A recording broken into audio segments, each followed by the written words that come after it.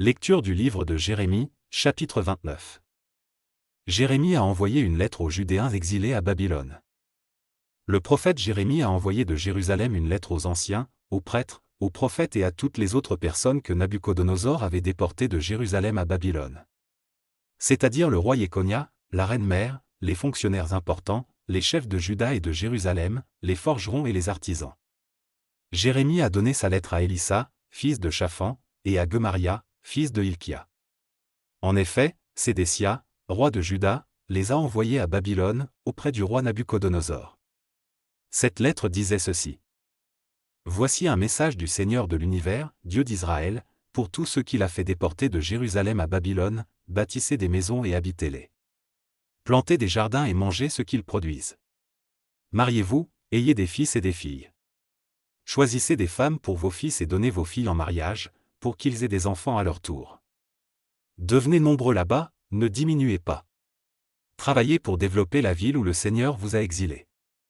Priez-le pour cette ville, parce que votre bonheur dépend du bonheur de cette ville.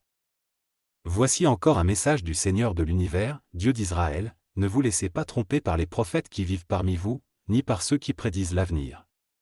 Ne faites pas attention à ceux qui veulent expliquer vos rêves. Ils disent qu'ils parlent de ma part, mais c'est faux. Je ne les ai pas envoyés. Voici encore un message du Seigneur, quand le pouvoir de Babylone aura duré 70 ans, j'agirai en votre faveur. Je réaliserai la bonne promesse que je vous ai faite, je vous ramènerai ici, à Jérusalem. Oui, moi, le Seigneur, je connais les projets que je forme pour vous. Je le déclare, ce ne sont pas des projets de malheur mais des projets de bonheur.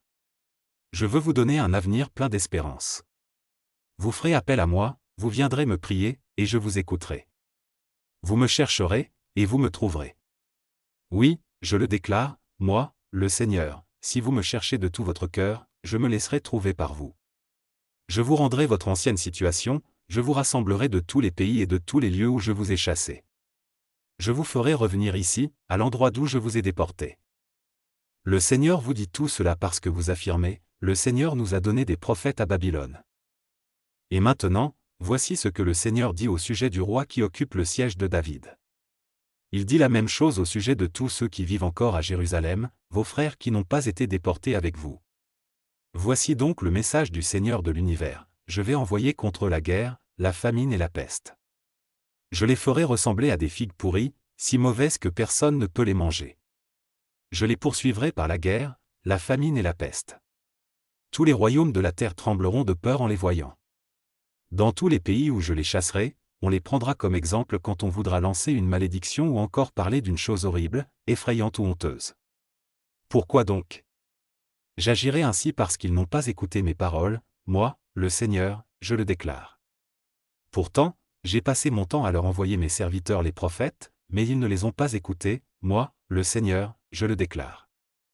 Vous, les exilés que le Seigneur a envoyés de Jérusalem à Babylone, écoutez la parole du Seigneur. Voici un message du Seigneur de l'univers, Dieu d'Israël, au sujet de Akab, fils de Koléa, et Sidékia, fils de Masséia. Tous les deux disent qu'ils parlent de la part du Seigneur, mais c'est faux. Eh bien, je vais les livrer à Nabuchodonosor, roi de Babylone, qui les fera tuer sous vos yeux. Tous les gens de Juda qui ont été déportés à Babylone utiliseront le nom de ces deux hommes dans des paroles de malédiction.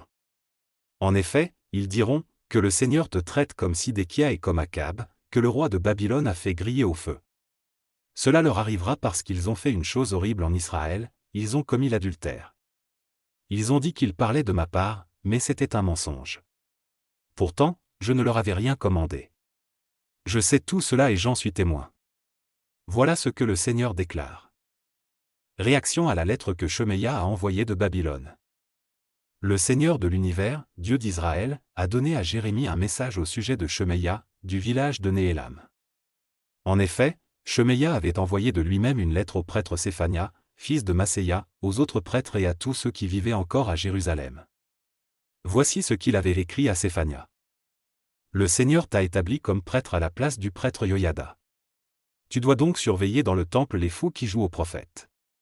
Tu dois les attacher avec des chaînes et un collier de fer. Mais tu n'as pas fait de reproche à Jérémie d'Anathoth, qui joue aux prophètes devant vous. Pourquoi donc? Il vient même de nous écrire ici à Babylone. Voici ce qu'il dit, vous resterez longtemps là-bas. Donc, bâtissez des maisons et habitez-les. Plantez des jardins et mangez leurs produits. Mais le prêtre Séphania a lu la lettre de Shemaïa à Jérémie. Alors le Seigneur a adressé sa parole à Jérémie en disant: Envoie le message suivant à tous les exilés, voici ce que le Seigneur dit au sujet de Shemaïa, du village de Néhélam, Shemaïa vous a parlé en mon nom, mais je ne l'ai pas envoyé.